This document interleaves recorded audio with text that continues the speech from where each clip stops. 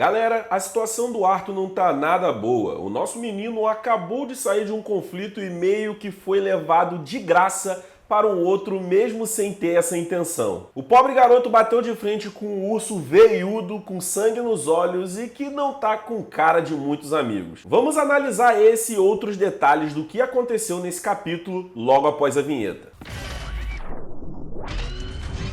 O Arthur, mesmo sem querer querendo, acabou aí caindo do penhasco depois de ter se atracado ali com aquela pantera, que era um dos seus objetivos na missão dada pelo Winston, e o garoto meio que teve um presente, ou uma maldição, vamos dizer assim, porque ele logo deu de cara com o urso titã, que era o seu terceiro alvo e o último deles para poder finalizar essa missão. Só que o que ele não esperava é acabar encontrando um animal ali em condições, vamos dizer assim, não esperadas. E no primeiro momento ele acaba vendo que o urso é um tanto quanto estranho, e ele tem até a habilidade de falar, o que obviamente já deixaria qualquer um perplexo, né? Apesar de tamanha estranheza, o tamanho do bichinho não botava muito medo. Ele parecia uma espécie de protótipo de ursinho carinhoso de Chernobyl, que batia mais ou menos ali na altura do peito do protagonista. Mas como dizem, tamanho não é documento. E o urso acaba se mostrando nada fofinho como aqueles antigos ursinhos carinhosos que a gente assistia na televisão. Isso porque ele quer ir pra cima do menino Arthur e fazer dele uma presa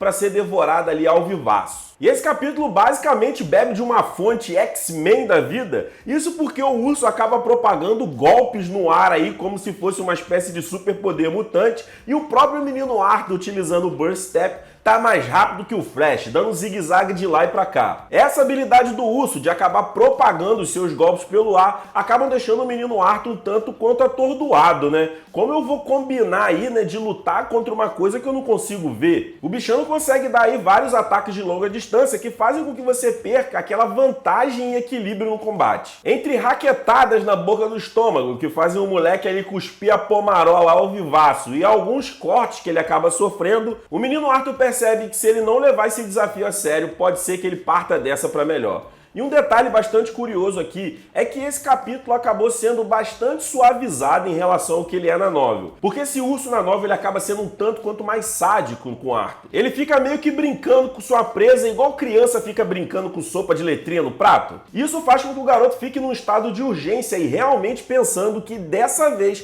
poderia ser que talvez ele acabasse aí morrendo para uma besta abestalhada aí do meio do nada. Inclusive, os próprios ferimentos do Arthur são muito maiores na novel também. Aquela rasgadinha que ele teve ali no peito, como se fossem linhas fininhas, coisinhas quase ali como talinhos leves, na novel é descrito que basicamente o cara quase teve a clavícula arrancada. E eu não sei vocês também, mas eu acho que eles estão deixando um pouco a desejar na explicação aí de como funciona essa habilidade do Arthur do Burst Step. Vocês podem ter visto que em algumas cenazinhas ali é mostrado que, de certa forma, o tendão do Arthur meio que está cedendo, vamos dizer assim. Ele acaba tendo ali umas fissuras no tendão, como se ele estivesse colocando bastante pressão na parada e ele não tivesse aí conseguindo lidar com a pressão de fazer esses movimentos tão rápidos. Só que em nenhum momento a gente vê a perspectiva do personagem, né, pensando a respeito disso. Ele simplesmente vai utilizando seu movimento do zigue-zague da zabumba, mas em nenhum momento a gente vê qual o pensamento do personagem em relação à dor que possivelmente ele está sentindo ao executar aquele movimento. Até porque, né, maluco, seu tendão tá abrindo e você não tá sentindo nada, alguma coisa tá errada. E esse é mais um ponto que na novel é extremamente mais bem explicado. Tanto que no combate com o urso, o Arthur quase cede por conta dos ferimentos causados pelo próprio urso e também quase não se aguenta em pé, simplesmente por utilizar essa habilidade tantas e tantas vezes para ficar fugindo dessas investidas do urso. E o uso dessa habilidade acaba se mostrando um tanto quanto prejudicial para ele, porque na novel, por exemplo,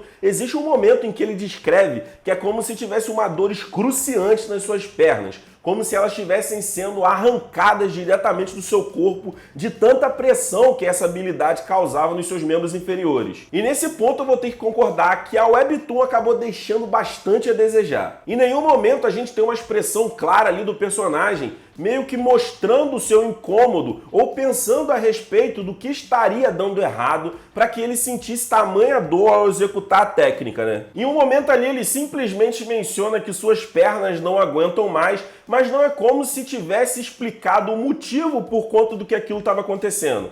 Na nova existe uma regressão do personagem em seus próprios pensamentos, aonde ele cai na conclusão de que essa técnica que ele acabou de desenvolver, apesar de ser bastante eficaz, tem um preço muito alto aí pro seu corpo. E continuando no capítulo, o ursinho carinhoso começa a ficar pistola. Isso porque o Arthur ali tá dando as suas investidas e o bichinho não quer mais brincar com a comida. A criança tiltou. Ela quer comer agora sopa de letrinhas e chega de brincadeira. E meio que se utilizando dessa ira do urso, né, de perceber que o bicho ali estava um tanto quanto afoito, o Arthur faz uma maracutaia que aqui também na Webtoon fica bastante subjetivo, que é meio que criar uma cortina de poeira que faz com que o bicho meio que perca ali o seu rastro, né? Cortina de poeira essa que é utilizado também no original para que o garoto acabe percebendo ou tendo alguma espécie de sinal da direção de onde o golpe do urso estava vindo. Mas aqui os caras resumiram mesmo, jogou lá aquela rasteira de poeira na cara do urso, fez aquele combozão bolado de mana no punho, aquela mana socada, paçocada, aquela concentração pique Kamehameha em um punho só,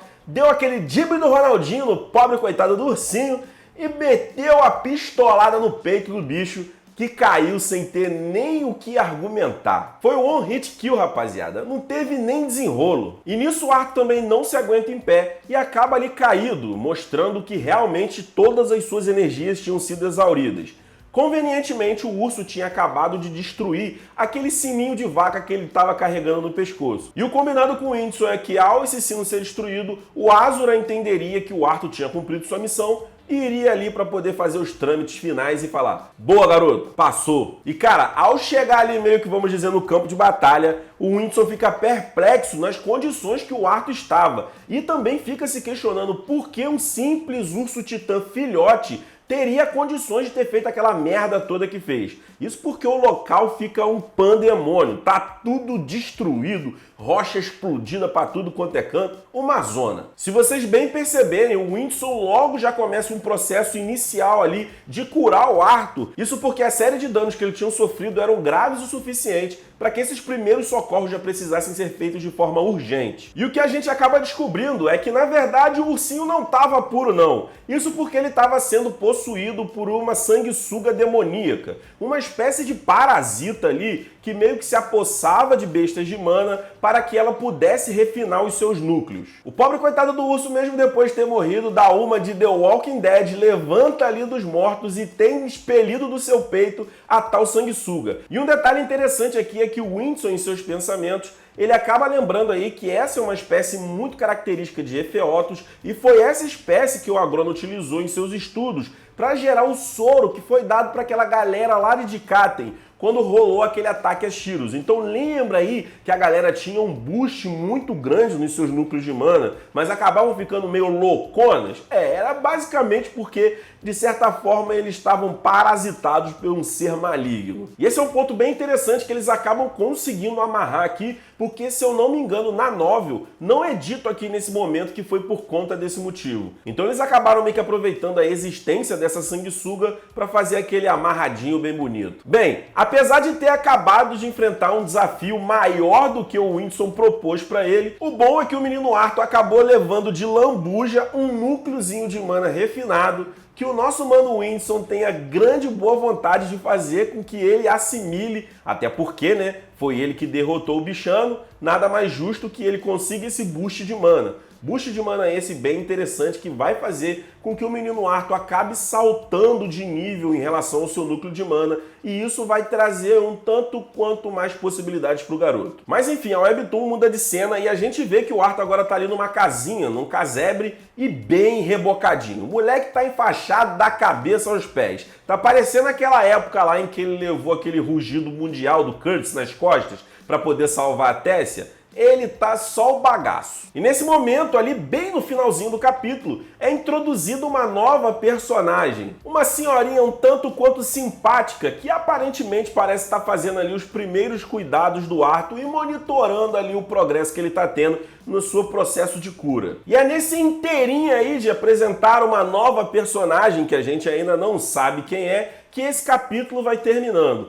Mas eu queria meio que deixar aqui algumas considerações de que realmente eu já tinha visto algumas pessoas acabarem comentando que estava achando um pouco aí a Webtoon tanto quanto rushada, E num primeiro momento, por se tratar de um arco de treinamento, eu tava até trocando uma ideia com um membro do canal, o Mano Simon, salve Mano Simon. Enfim, no primeiro momento eu até discordei um pouco dele por se tratar de um arco de treinamento. É bom que a gente às vezes tenha um pouco de aceleração, mas se a gente for parar para pensar direitinho, existem muitas lacuninhas e, cara, meio que detalhes simples que podem ser mencionados em coisa de um balão ou outro que já trariam um pouco mais de profundidade para a história. E aí eu vou ser sincero para vocês que eu não sei se isso é uma forma de tentar enxugar tudo que aí o autor e o desenhista estão tentando fazer, ou se também é por conta da gente ter tido aí uma espécie de hiato, porque o desenhista, o Fuyuki, né, ele casou e agora na sequência o Turtle tá com Covid e tal. Então não sei se essa comunicação entre produção de storyboard e desenho tá muito alinhada desses últimos capítulos por conta desses eventos. A verdade é que se você já leu a novel, tem certos momentos em que você sente ali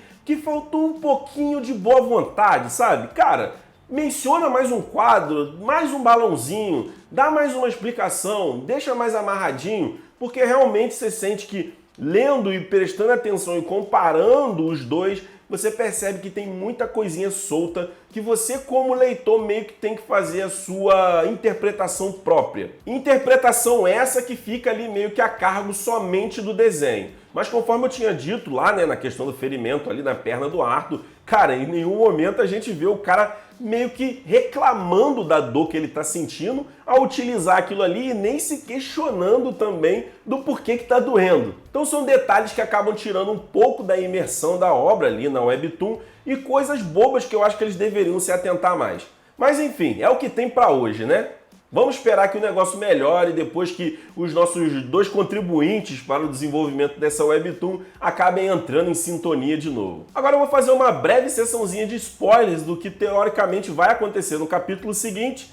E se você não curte spoilers, muito obrigado pela sua presença aqui no vídeo e semana que vem volta que tem mais uma análisezinha braba para você. Agora, se você gosta do spoilerzinho de lei, vem comigo. O que a gente acaba descobrindo na sequência é que aquela mulher se chama Miri. Ela é uma Asura que praticamente aí tem habilidades, vamos dizer assim, especiais, principalmente no quesito cura. Não são revelados muitos detalhes de quem é essa pessoa e qual é aí o seu envolvimento ou qual é a sua posição dentro de um plano todo. Mas uma coisa fica bastante clara é que ela entende que essa técnica do Arthur está fazendo com que ele pague um preço que talvez ele não consiga pagar. Isso porque a pressão que é colocada em suas pernas é tão grande que basicamente toda a sua estrutura muscular e óssea ali acabou sendo comprometida. E a Miri, utilizando aí das suas habilidades de cura, fez aí uma série de tratamentos para que esse processo fosse revertido. Que ela vai explicar para ele que aquele estágio em que ele fica com o legado da Sylvia, sabe?